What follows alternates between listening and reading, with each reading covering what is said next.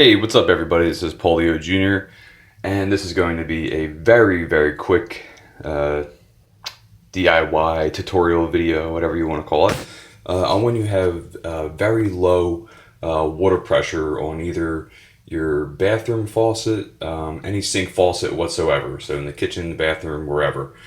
And the best way to go about this, the first thing you want to do is check off your shutoff valves, which will typically be under the vanity or underneath your kitchen sink, and make sure that they are fully turned counterclockwise so that they're fully open. The next thing, like ours was coming out like this at full pressure, like where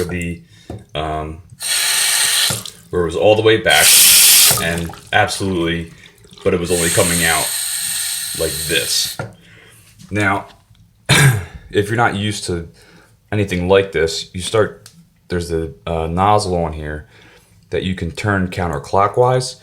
If you can't do it with your hand, then grab a pair of pliers. These are needle nose pliers, but you can grab a pair of pliers, grab it, and start to twist it off. And there used to be this old trick that people used to do back in the day where they would put like a bag of vinegar over it.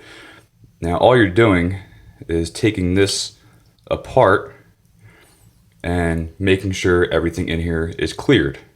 So once everything in here is cleared, because typically a lot of sediment gets caught in here, clear all that out and you'll see it. You'll see like this would be all blocked up with sediment. It's not now because we cleaned it earlier, and then as soon as we did, boom, pressure right back. So that is that's really all I have. This is not anything complicated. I'm trying to do this with one hand, which is fun.